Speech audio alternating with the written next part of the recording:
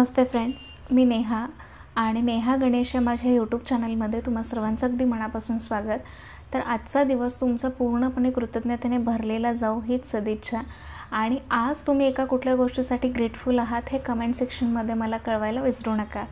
तर व्हिडिओचं टायटल बघून तुम्हाला कळालं असेल की 2023मध्ये अशा कुठल्या गोष्टी मी शिकले किंवा 2023ने मला काय शिकवलं आणि मी कुठल्या कुठल्या गोष्टींसाठी आभारी आहे, तर हे बघणार आहोत. तर आता कदाचित जे नवीन व्ह्यूअर्स आहेत तर त्यांच्यासाठी मी सांगते की माझ्या यूट्यूब चॅनलवरती सकाळी 11:55 तुम्हाला शॉर्ट्सला रेसिपीज बघायला मिळतील.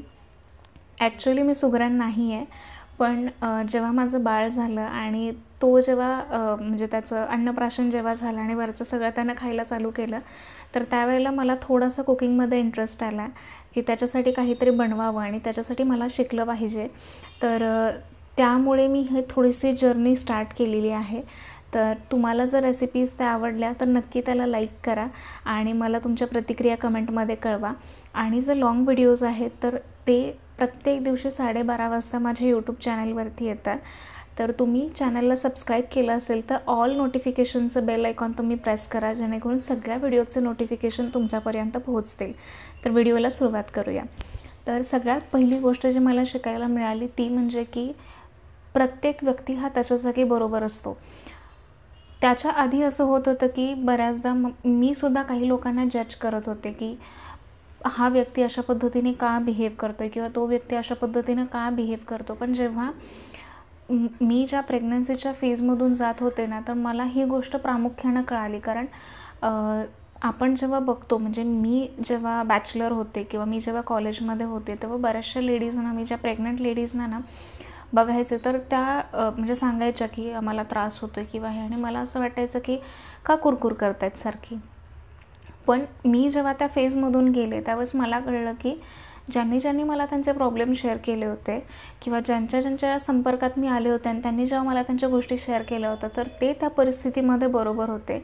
आणि त्यानंतर एक सकारात्मक बदल माझ्यामध्ये झाला, तो म्हणजे आता एखादी व्यक्ती जर मला काही सांगत असेल तर मी त्याला जज नाही करत की हा बरोबर सांगतोय किंवा चुकीचं सांगतोय किंवा नाटकच करतोय. तर मला असं वाटतं की नाही, तो ते सफर करतोय आणि ते काहीतरी आपल्याशी शेअर करतोय किंवा आपल्याला ते सांगतोय. त्यामुळं हा एक सकारात्मक बदल झाला की प्रत्येक व्यक्तीवरती विश्वास ठेवणं आणि तो जे सांगतोय हे बरोबर आहे हे कन्सिडर करणं आणि त्याला त्याच्यातून बाहेर कसं काढता येईल ह्याच्यासाठी मार्ग शोधणं.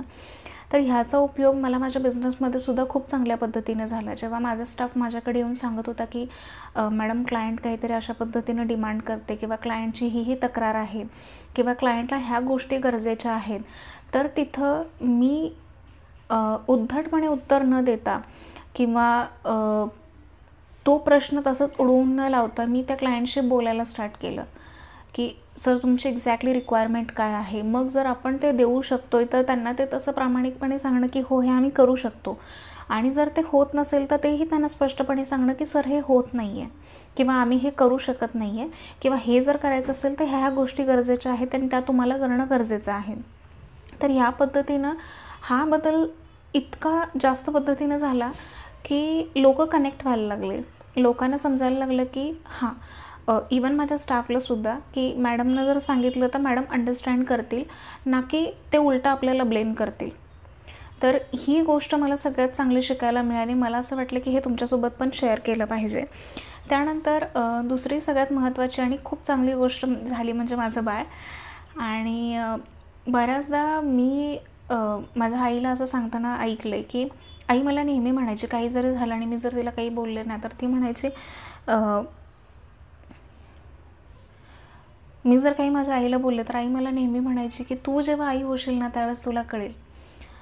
तर पहिल्यांदा मी माझ्या लाईफमध्ये निस्वार्थ प्रेम काय असतं हे पहिल्यांदा अनुभवलं आणि आई आपल्या बाळासाठी काय करू शकते आणि ते कितपत करू शकते आणि त्याच्यामध्ये डेप्थ ऑफ लव्ह किती असतं हे मी पहिल्यांदा एक्सपिरियन्स केलं. आणि जे लोक हा व्हिडिओ बघतील, म्हणजे ज्या लोकांपर्यंत हा पोहोचेल, तर खरंच आईसारखं प्रेम कोणीच नाही करत. आणि सगळ्यात महत्त्वाची गोष्ट म्हणजे आई माझी नेहमी म्हणायची की आईचंच प्रेम फक्त ह्या जगात फुकट मिळतं, बाकी कुठलीही गोष्ट फुकट मिळत नाही. आणि ही गोष्ट सत्य आहे, हे मी पर्सनल एक्सपिरियन्स केलं. आणि त्यामुळे जेव्हा माझा मुलगा झाला ना त्यावेळेला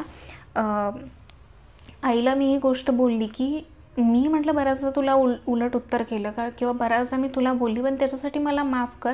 आणि लहान मुलं असताना लहान मुलांचं आपण जेव्हा कुठलीही गोष्ट असू द्या आपण जेव्हा करतो, आपल्याला माहिती आहे, आत्ता आपल्याला कळते की त्याच्यासाठी किती कष्ट पडतात. तर मी माझ्या आईला, हे जेव्हा मला रिअलाईज झालं तेव्हा मी माझ्या आईला मेसेज केला की तू जी माझी लहान असताना सेवा केली आहेस त्याबद्दल मी खूप आभारी आहे. कारण हे करण्यासाठी, हे निस्वार्थ प्रेम करण्यासाठी खूप कष्ट उचलावे लागतात. आणि हे आपण जेव्हा स्वतः त्या फेजमधून जातो किंवा ते स्वतः आपण करतो त्यावेळेस आपल्याला ही गोष्ट कळते. तर ही दुसरी गोष्ट आहे जी मला 2023मध्ये शिकायला मिळाली. त्यानंतर तिसरी महत्त्वाची गोष्ट की माझ्याकडे, मी नेहमी कुरकुर करायची की माझ्याकडं वेळ नाही आहे, किंवा मला असं वाटायचं की माझ्याकडं वेळ पुरत नाही आहे. म्हणजे कुठलंही काम करायला गेलं ना, प्रत्येक गोष्टीसाठी मला खूप वेळ लागायचा आणि खूप सावकाशपणे काम करायचे.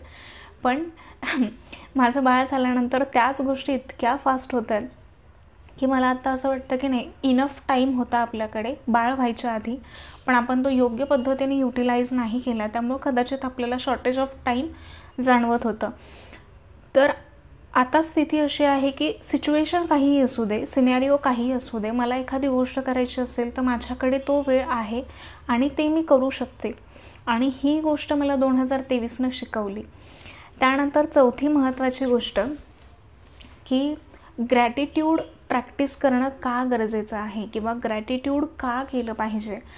तर हे 2014पासून साधारण मी, माझ्याकडं जे मॅजिक पुस्तक आहे, तर मी इथं फोटो पण स्क्रीनवरती कुठंतरी लावेन, तर ते पुस्तक इतकं छान आहे की साधारणतः 2014पासून ते मी फॉलो करते आहे. अतिशय सुंदर रिझल्ट मला त्याचे मिळालेत. माझं लग्न असेल, माझं करिअर असेल, माझं बाळ असेल, किंवा माझ्या आयुष्यात आत्ता ज्या गोष्टी घडत आहेत त्यातली कुठलीही गोष्ट असेल, तर ह्या द मॅजिक पुस्तकमुळं मला खूप त्याचा बेनिफिट झाला. आणि ॲक्च्युअलमध्ये ज्याच्यासाठी मी आभार मानले त्या गोष्टी माझ्याकडे शतपटीने परत आलेत. आणि हे फक्त व्हिडिओमध्ये सांगायचं आहे म्हणून मी बोलत नाही आहे, तर ॲक्च्युअलमध्ये हे मी एक्सपिरियन्स केले. आणि ज्या वेळेला आजही मला ज्या गोष्टींसाठी म्हणजे मी आभार मानते किंवा आभार व्यक्त करते, किंवा एखाद्या व्यक्तीला मला सांगायचं असेल की मी तुमच्यासाठी आभारी आहे, तर मी तो त्यांना टेक्स्ट मेसेज करते, शक्य असेल तर त्यांना इन पर्सन जाऊन भेटून सांगते. आणि जर अजिबातच ह्यापैकी काही नाही झालं तर मी ॲटलिस्ट फोनवरून तरी कळवते की मी त्यांच्यासाठी का आभारी आहे. त्यामुळे जे कनेक्शन्स आहेत, जे रिलेशन्स आहेत, ते आणखीन स्ट्रॉंगली बिल्ट व्हायला मदत झाली. तर प्रेग्नन्सी जर्नल लिहित असताना मी प्रत्येक दिवशी लिहित होते की मी माझ्या बाळासाठी का आभारी आहे, माझ्या बाळाने मला काय गोष्टी दिल्या, काय गोष्टी शिकवल्या. तर म्हणजे विवांच्या येण्याने इतका पॉझिटिव्ह इम्पॅक्ट होईल माझ्या लाईफमध्ये मला खरंच वाटलं नव्हतं.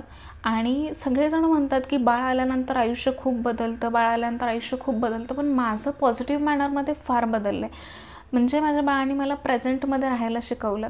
मी प्रत्येक वेळेस, म्हणजे इव्हन तुम्ही पण एक्सपिरियन्स करत असाल, एकतर आपण पास्टमधल्या काहीतरी चुका सांगत बसतो किंवा फ्युचरमध्ये आपलं काय होईल याचं टेन्शन असतं. पण माझं बाळ जेव्हा माझ्याजवळ असतं त्यावेळेस मला आत्ता ह्या मोमेंटला काय चालू आहे ना ह्याच्यावरती माझा जास्त फोकस राहतो. आणि तो इतका ॲक्टिव्ह आहे ना की तो अजिबात, म्हणजे मला विचार करायला असा कुठला चान्सच नाही देत की मी फ्युचरचं काहीतरी विचार करेन किंवा मी पास्टमधलं काहीतरी विचार करेन. त्यामुळं त्याच्याबरोबर असताना किंवा त्याच्यासोबत खेळताना प्रेझेंट मोमेंटमध्ये असलेल्याचा आनंद मला घेता येतो. तर ही सगळ्यात चांगली गोष्ट जी माझ्या बाबतीत घडली. तर मी तुम्हाला पण सजेस्ट करेन की बऱ्याचदा आता ज्यांनी व्हिडिओज बघितलेत त्यांना वाटत असेल की मी प्रत्येक व्हिडिओच्या सुरुवातीला सांगते की तुमचा दिवस कृतज्ञतेने भरलेला जाऊ आणि तुम्ही ज्या गोष्टीसाठी आभारी आहात ती गोष्ट कमेंट सेक्शनमध्ये कळवा. तर कृतज्ञता जो व्यक्ती व्यक्त करतो तो श्रीमंत असतो किंवा तो श्रीमंत होतो. आणि जी व्यक्ती कुरकुर करत राहते त्याच्याकडे तो गरिबी अट्रॅक्ट करतो. तर हे मी सांगितलेलं नाही आहे, हे त्या द मॅजिक पुस्तकमध्ये आहे. कृतज्ञता म्हणजे श्रीमंती आणि कुरकुर करणं म्हणजे गरिबी. तर आता चॉईस आपल्याकडं आहे. आपण प्रत्येक पावलाला एक चॉईस करत असतो की फॉर एक्झाम्पल आत्ता माझ्यासमोर ग्रीन टी आहे आणि आपला नॉर्मल मिल्कवाला टी आहे. तर माझी चॉईस आहे की मला कोणता चहा प्यायचा आहे. सो प्रत्येक वेळेला आपण ह्या चॉईसेस करत असतो आणि त्या छोट्या छोट्या चॉईसेस आपलं फ्युचर बिल्ड करतात.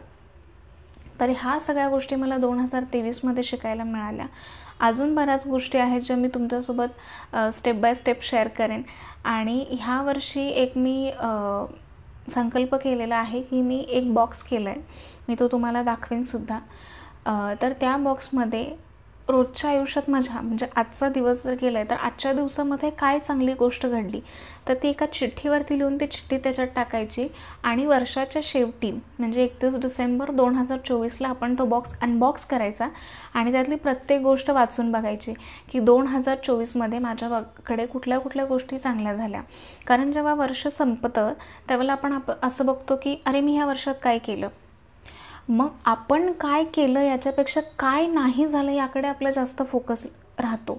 आणि ऊर्जेचा एक नियम आहे, जिथं तुमचा फोकस असतो तिथं ऊर्जा म्हणजे तिथं ऊर्जा जाते आणि ती गोष्ट वाढीला लागते.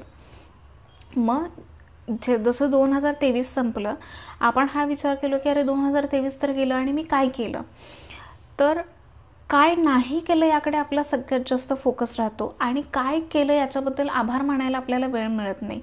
सो मला ही गोष्टसुद्धा जाणवली, त्यामुळे मी ह्या वर्षी असा संकल्प केला आहे की मी एक बॉक्स करेन आणि त्याच्यामध्ये प्रत्येक दिवसामध्ये कुठलीही मग अगदी छोटी गोष्ट असू दे की तुम्हाला सडनली तुम्ही कोणत्या तरी ई-कॉमर्स वेबसाईटवरनं एखादं प्रोडक्ट मागवलं आहे आणि त्याने थँक्यू नोट म्हणून त्याच्यासोबत एक छोटंसं प्रोडक्ट काहीतरी तुम्हाला पाठवलं आहे.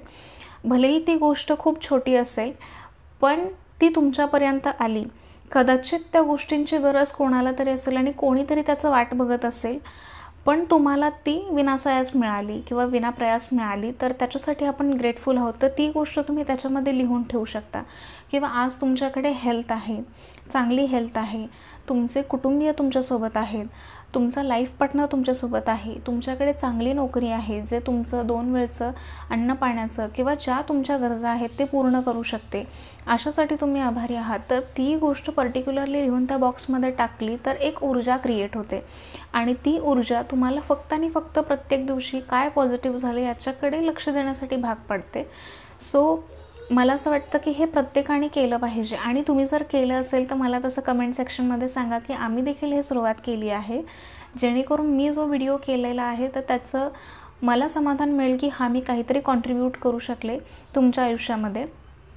आणि सगळ्यात महत्त्वाचं, सगळ्यात शेवटचे म्हणता येणार नाही पण सगळ्यात महत्त्वाची गोष्ट की आज तुम्ही हा माझा व्हिडिओ वेळात वेळ काढून बघितला.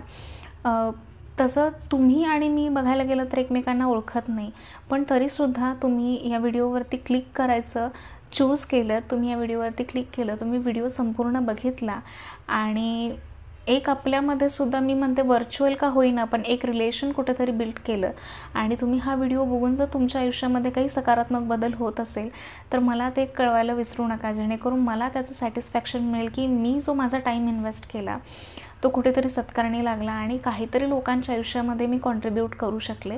तर व्हिडिओ आवडला असेल, थोडा जरी आवडला असेल तर लाईक करा आणि नवीन असाल तर चॅनलला सबस्क्राईब करा आणि पुन्हा एकदा भेटू आपण एका नवीन व्हिडिओसोबत. तोपर्यंत धन्यवाद.